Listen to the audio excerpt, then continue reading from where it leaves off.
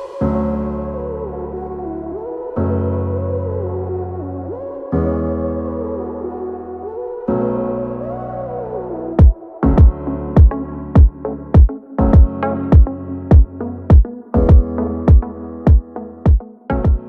up, guys? Welcome back to my channel.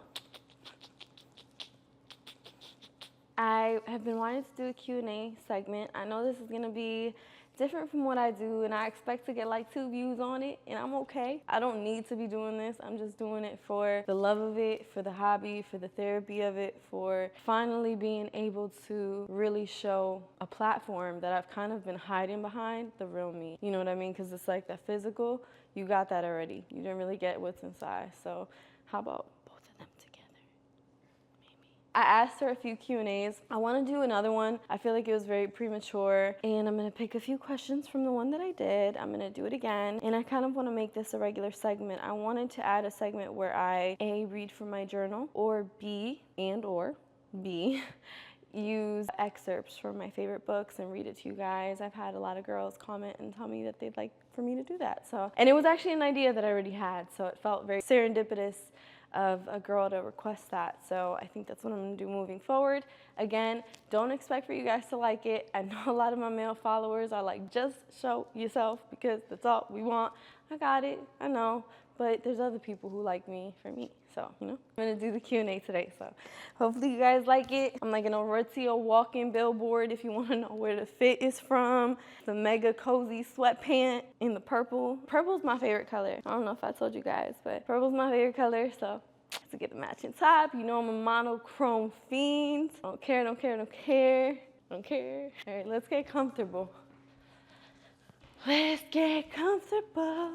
Sorry for the mess, guys. We are in the midst of moving. It's kind of intimidating, actually. It's kind of scary. I never know when it comes to like privacy if you guys want me to show your usernames or not. So maybe I'll just add them and then like I'll blur them. And for future reference, if you guys are cool with me posting your username, please just say post me. You know what I'm saying? Or blur me out. How about that? If you want to be anonymous, just say anon. You know, and I'll do that. So, but for this one, I'll just blur out the usernames because I don't know if people are like weird. Current body stats, because I feel like you're in the best shape of your life. Wonderful, I love you. Thank you for saying that. I actually bought a measuring tape just for this. Yes, I'm in really great shape. About a month ago, 2 months ago, I gained 10 pounds because I wasn't working out. I was eating horribly. But then I got back, got on my fasting, and then got back in the gym. I have come to the conclusion that I don't think my waist will ever be what it was prior to pregnancy and when I was 148 pounds, 150 pounds. My waist is a 24. We'll see now. Yeah, 27. So if I would have seen this before, I would have been like, oh my God, I'm disappointed. It feels like it's very close to 30, you know? And I know it sounds in vain. I'm not victimizing myself at all. I know that that's some people's goals.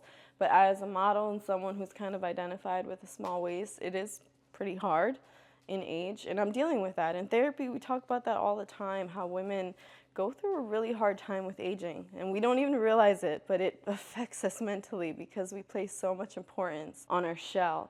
Even the girls that, you know, focus on education and stuff, you still want to look good, you still want to feel pretty, you still want to be attractive. So it's important that you keep track of that, and it's important that you enjoy yourself at every phase. There's a bunny outside, sorry, he's beautiful. My chest, some girl has been asking me about my chest forever, and I didn't tell her.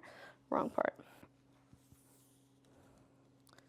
Okay, so it says like 35 and a half, but like I said, I wear a 32 triple D just because I feel like it gives me the most support, or sometimes an F, which would be a quadruple D. It just gives me the most support. If I'm gonna go with a 34 band, which for whatever reason, even though it's telling me 36, it feels loose. I don't know, maybe I was supposed to measure under the breast. I've never measured my breast, so I don't know, guys. Yeah, see, like under the breast is a 30. So I don't know, I think I'm wearing the right size, all right? Let's just get to it. And yes, in Lululemon, I got so many girls hitting me up about that Lulu golf polo. I bought a size 2. And I know petite women everywhere hate me because they're like, bitch, you're almost 5'9" and you're 163 pounds. You do not need to be taking my size 2. But honey, it looked good. It looked good, you know what I mean? And it got me snatched. So you just have to understand, that's just like, that's a little secret from Lulu that I gave you. Just always go a size or 2 down in the top. That's a fact.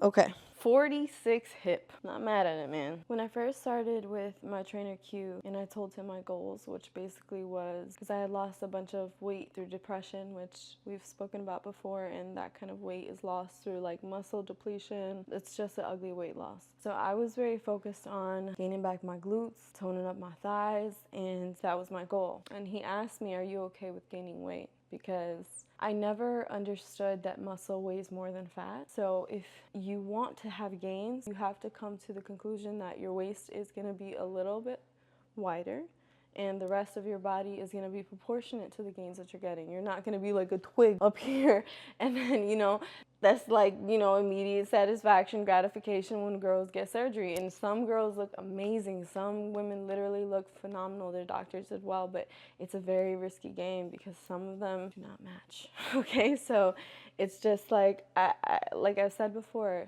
just work out. It works. Okay. This one's a corny one, but I'm actually going to answer it because I feel like it's necessary because I get this comment all the time or people question the butt growth thing.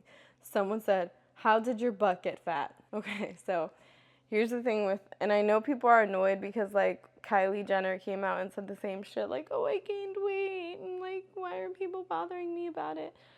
Yeah, I'm like, I literally gained weight though. And you can very honestly see in the pictures and the fluctuations of my page and just videos. I've been doing videos. You can see the fluctuation when you can see my abs, when my thighs look a little more cellulite-y and bigger. And I actually sometimes feel a bit regret when I post those things because then I'm like, oh my God, people are gonna think I'm an imposter and I don't really look nice. And, but actually it shows that I have fluctuations. So my butt, as my elementary and high school friends reminded me, I have always had hips. I've always been like a thick kind of little mama, slim thick. But I never really had like a projection, like an athlete. When you see like an athlete's butt, you could literally like sit a cup on it. I've never had, but with the gym, and that's why I also touch my glutes when I'm working out because it allows for me to really feel that shelf kind of, if it makes sense, you know what I mean? But yeah, so with gaining weight, like I said, I'm 163 pounds now. That is my happy weight. That's where I'm really great. I don't know if I'm gonna gain more weight with the muscle growth, but I don't really care about the scale anymore. I just care about how I look and I feel great. I feel like I look great and that's all that matters. And yeah, that's how my butt got fatter. And workouts, lots of Bulgarian split squats, lots of deadlifts, lots of pulse squats. Just, going up in weight. It's very important, so get your form right, but definitely go up in weight because that's what's going to build your mass. And eat. Prioritize eating. A lot of women lose track of time. Fasting is important to kind of keep your digestive system intact, but also to keep your abs intact. You know what I mean? It's a balance. It's hard, but beauty hurts, baby. You got to figure out the balance. Let's go to the next one. Jealousy in relationships coming from the other person. I've always said this, Alan and I have an unconventional relationship in the sense that we are both individuals coming into this relationship. Like we both had established personalities and identities in the social realm. So we're not the average couple in that sense. We have learned to deal with any jealousy that we may feel or any jealousy that comes normal for humans that are in love and have a child together. It's not easy though. I'm not here, and part of me withholds from being as truthful and honest, although I feel like that would be the most credible information I could give girls is my truth and my testimony. But I'm scared because I know of how much negativity and evil lies on the internet and people that would rejoice in my pain. So I fight it, I think about it. Maybe sometime soon I'll divulge a bit more, but it's a balance. It's ebbs and flows. It's never easy. There's always going to be jealousy regardless, even if you work on it, even if you have control of it, it's always going to be there. You just really have to be at peace with yourself. That's the space that I'm in right now. And I think he is too. It's like you continually perfect yourself as a person, your patience, your maturity, your communication skills, all that stuff really leads into a healthy relationship. So I think Just work on yourself as an individual and your communication skills. And that will help with Chelsea. And it's hard because I know, I mean, like most people be like, I would never date an athlete. I would never do. You know how many times I have girls that feel comfortable to tell me that they would never date an athlete because of the connotation, the negative connotation that comes with it? But I'm an Instagram model, baby. Like, what did you expect? I know what it is. Like, I get it. Like, I do this.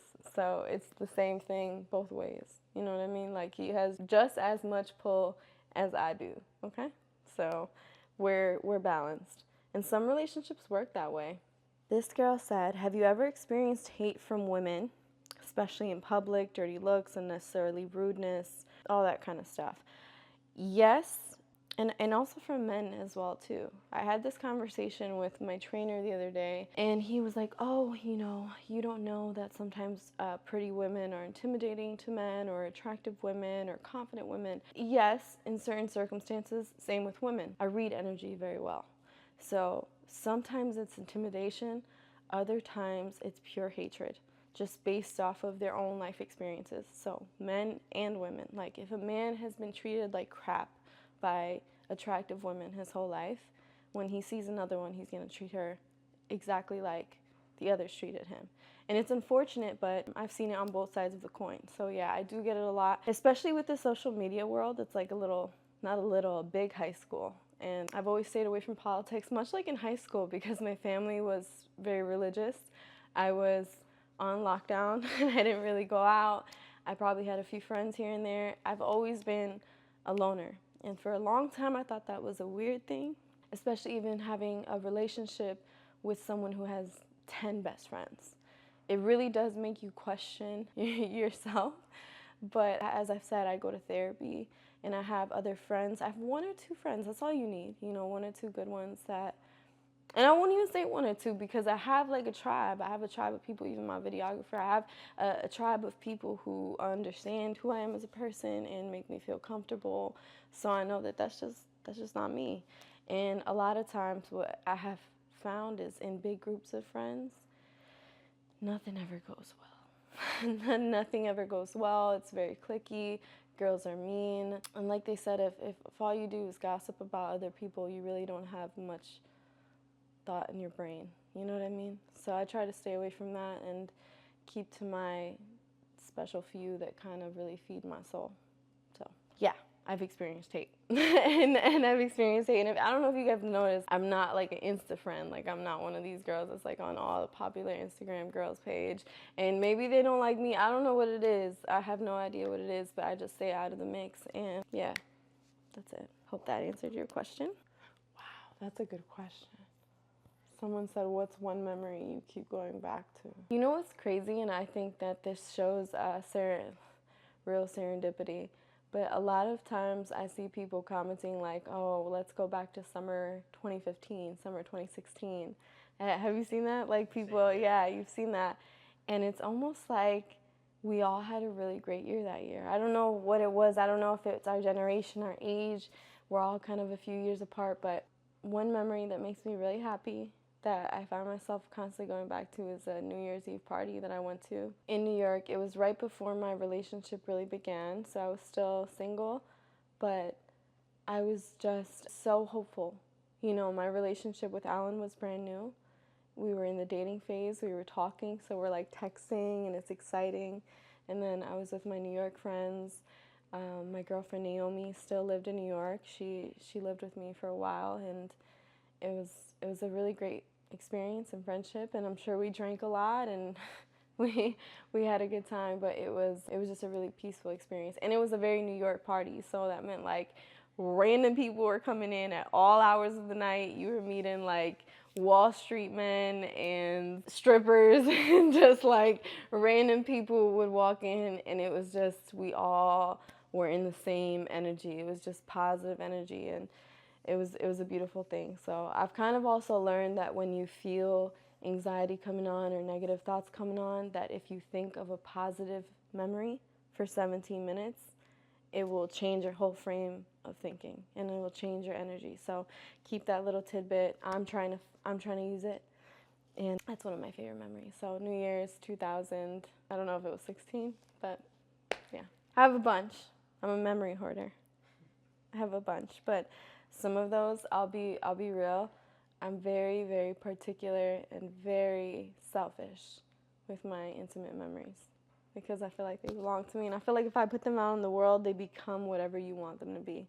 But when they live in my head, they're mine, you know?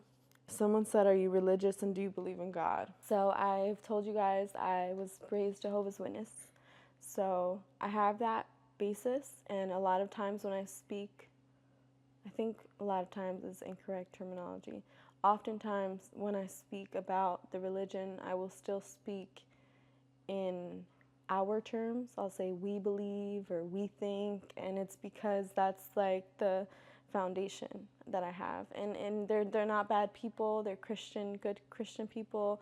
There are definitely things that I don't agree with, which is why I'm no longer in the religion, but my grandma passed last year, and she was still very heavily involved in the religion, so I have nothing but respect for it, and I have no regrets. I'm proud that I was raised the way that I did, and I think that maybe that's why I'm so sensitive. Part of it's chemical, but maybe it's why I'm a sensitive person and why I am so empathic. I don't know, but yeah, so now, as of now, I pray, and I pray in different ways. I think this is a controversial idea, but sometimes when I roll up, I'll burn and I pray.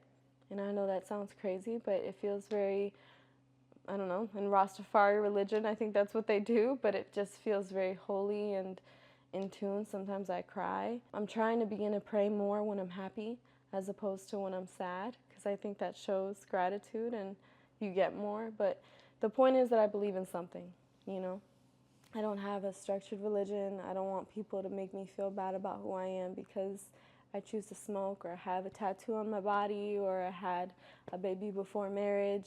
All the things that these institutions will tell you make me a bad person. But in reality, I always end my prayers in one way. I say, I know I'm not perfect, but I know you know my heart. And that's all that matters. You know what I mean? So I hope that answered your question. If you could travel anywhere in the world, where would you go? Right now, I'm dying to go to Africa. I don't know why. I just want to go to the safari.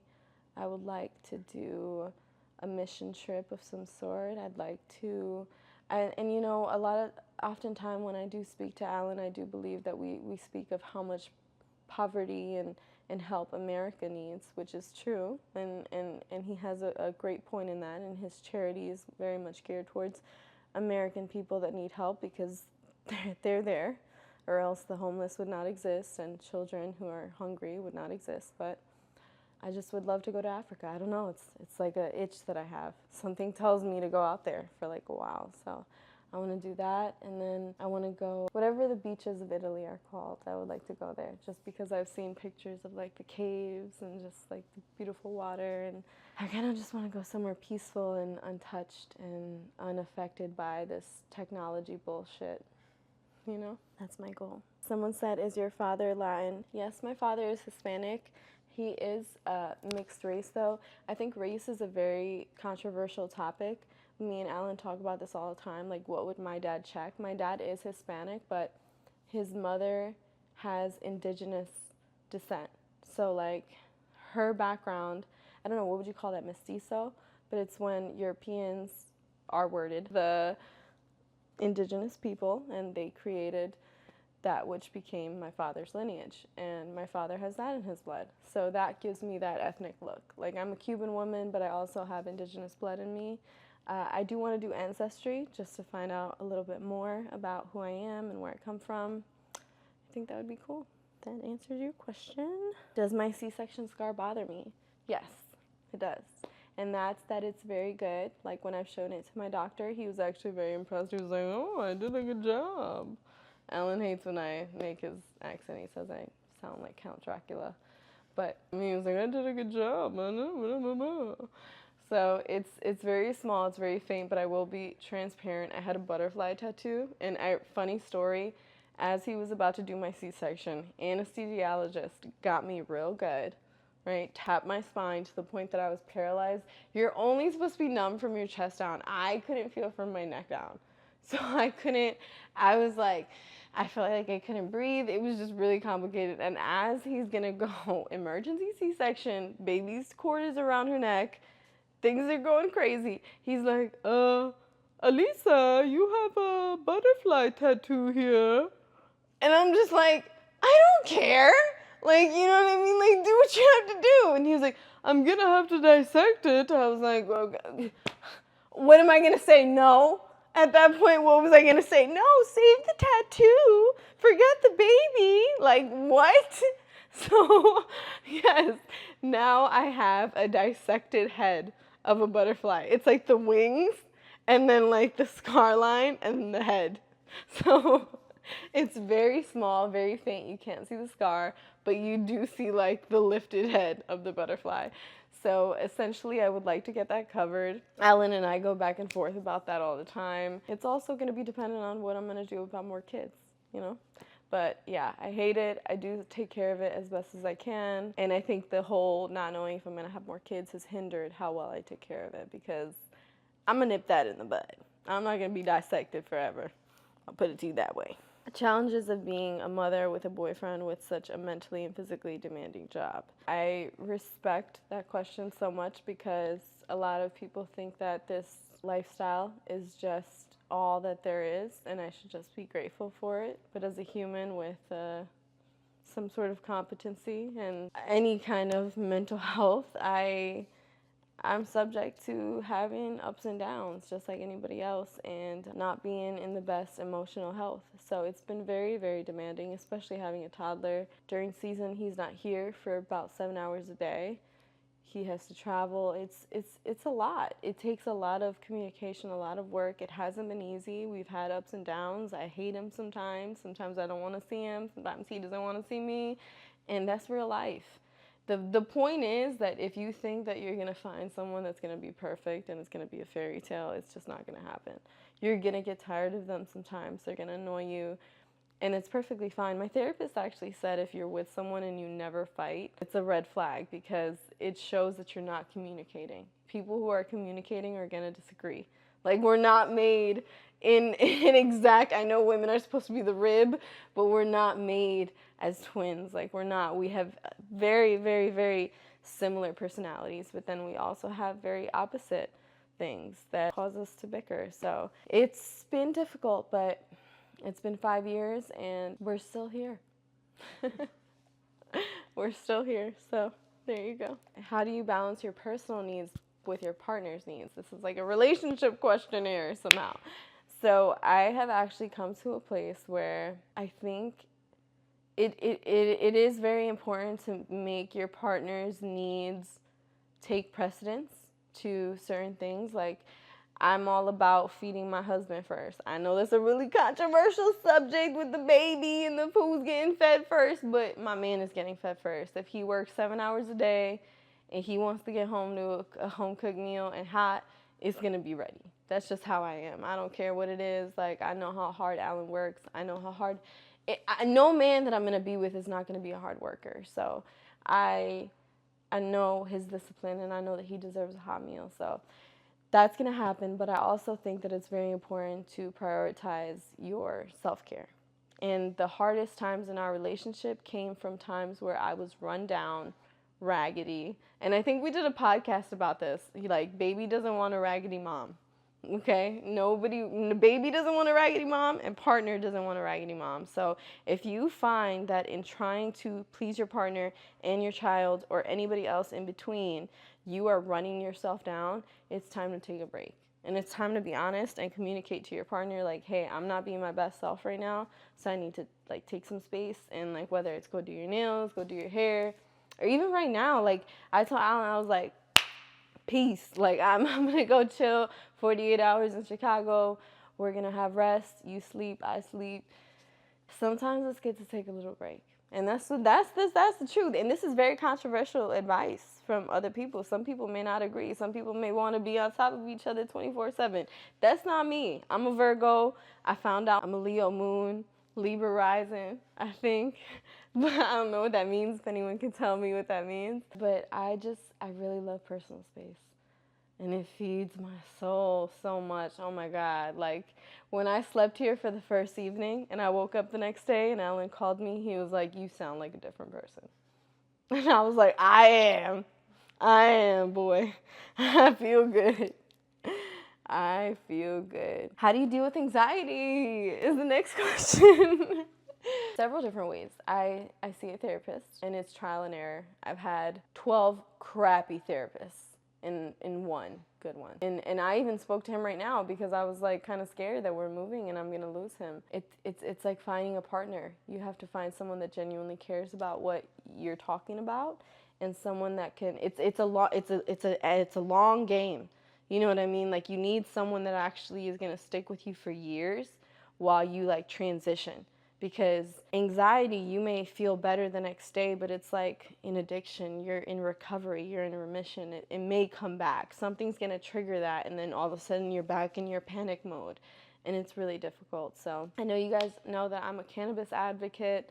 A lot of people comment and they're like, "Oh, she's advocating for drugs." No, I'm not. This is organic stuff.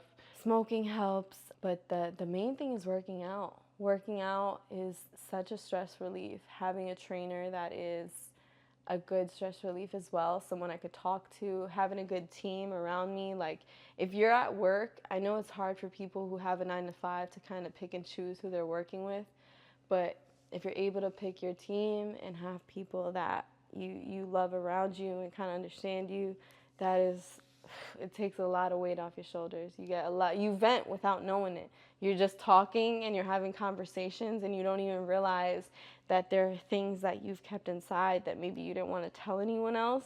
They're just kind of like slipping out here and there. And then when you're done with that person, you're like, wow, I feel like I just feel like I just did something. You know what I mean? It's pretty crazy, but having good people in your life, working out, cannabis if that's your thing. And yeah, just I've been trying to get into meditation. I've been just trying to silence. Peace and silence for me is really big, especially with a toddler. Overstimulation is like crazy. So having a little quiet time for myself, self-care.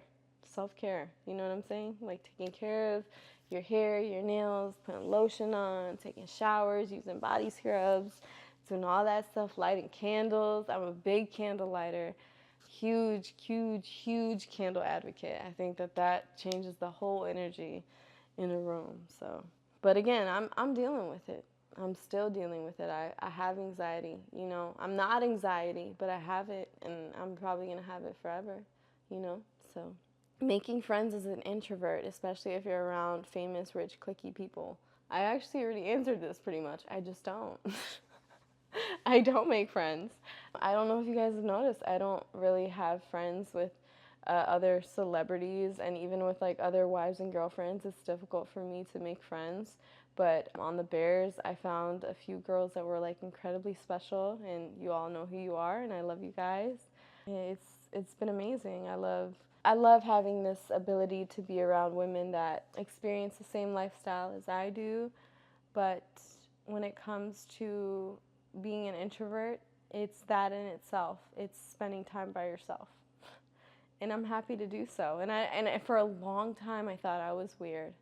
You know, I really did. I thought I was weird, and then I spoke to my therapist and he said that I'm actually pretty freaking normal. And he actually said I'm probably the most competent person that he sees. And he may be biased. Maybe he just wants my money. Who knows? But the fact is, I felt in his little beady eyes that he was being truthful. I think that I'm okay with being alone, you know? Again, just core people, and be yourself. Be yourself. I know that sounds very difficult to do. I'm a very confident person by nature because it's a lot easier to enter a room, and I will admit that I've used it for my advantage. Like, we're having open houses, and there was a woman who was like talking shit about the room, our master bedroom, and she had no idea I was in the bathroom. And I was in like a little sports bra and like little shorts. I wasn't gonna come out and be like, "What are you talking about my room?" and like, "What are you saying?" and all this stuff. I wasn't gonna make it ratchet, so I just literally just walked out, fresh hair done, fresh makeup, and she was in awe. She was just like, "You have a beautiful home And I was like, you were literally just talking shit about the master bedroom. So, what? But I definitely took that to my advantage, and I made her, I impressioned her. When people deserve it, I like to intimidate. And I will be honest about that. I don't even know how that was relevant to the question, but oh, making friends. So I don't think that really goes into making friends, intimidating people. But I'm saying like how I ward off evil people. Intimidation. Someone said, do you believe in gender roles in a relationship, or is that outdated in today's world? I am someone who is very, very open to the ideas in the changing world of non-binary and people who don't really identify as either female or male. But I will say, for me as an individual, I love being a woman. I love being a woman. I love having my body. I love being able to give life. I love everything about it. And I know certain women, like I mentioned this on the podcast. I had a girlfriend who, you know, she splits everything with her partner, and he cooks and he cleans, and she cooks and she cleans, and they kind of keep up after each other. And that's just not where we're at in my relationship. And I enjoy cooking for my man. I feel purposeful. I feel like my man his belly is full. Like, there is nothing more fulfilling as a woman who's in love with a man that you look at the plate you just served him, and in 5 minutes it's empty. It looks like he licked it, okay? There is literally nothing more fulfilling, I promise you. It's so simplistic. We are so simple. Happiness is so simple. And we look to other avenues for it, and I'm telling you, I have felt so satisfied seeing Alan enjoy his meal. So I love taking care of my man, and I love my gender role. I do think that there are certain variations you could have. I'm an individual. I am a parent, but being a parent is not me. I have other identities. I'm not just a mom. I'm not just a partner. I am Alyssa Sordo. I have a lot of different hats that I can wear, and that's what makes me the best kind of partner and the best kind of mom, I think. Being able to fill all of those cups that I need to. And I'm going to do one last question. I'll end up doing a part 2 to this if you guys like it, if you guys want to see more of it. And even if you don't, you know, I'm just going to start and keep doing it. How about that? I'm just going to start and keep doing it, because that shows other people that they should just do what they want to do. Someone says, thoughts on love languages. Do you need to match your partners, or can it be vastly different? I assume they meant. In my relationship, we're vastly different. Vastly different. I need words of affirmation. I need pretty much all of them. I need words of affirmation. I need physical touch. I need everything. Okay, so you think of every kind of love language that is, and I need it. Okay, I need it all. And I've heard from therapists it's bad to call yourself needy. It's just a part of what comes with me, baby. It's just a part, you know. But Alan, I would say his are more acts of service. And I've learned that you can see in your partner. You don't even necessarily need to ask them, although you could ask them because that shows good communication skills. But if you're very attentive, you could take note of your partner's reactions to when you do certain things. Like if you touch them, maybe they don't like to be touched, or maybe they do like to be touched. Or if you say something to them, they light up. You know, women love to be told they're beautiful. Women love to be told they look great today. Even if you say it every day, it's never going to be redundant. Even if you've been together for 30 years, she's never going to get old or sick of you saying she's beautiful. So just learn your partner's love language, and I think they can be vastly different. I think as long as you care enough about each other, you're going to adhere to them. So guys, I hope you enjoyed that kind of very different little situation we had going on. I really enjoyed it. It was very mentally stimulating, and it was cathartic for me. So I would love to do more of that. If you'd like to see more of it, message me privately. Send me questions privately. Don't just wait till I ask on Instagram. I'll use those as well. But until next time, I hope to get to you on Thursday, if not Friday. Until then, be safe, be kind, don't be bullies, and open hearts. I love you guys. Finito.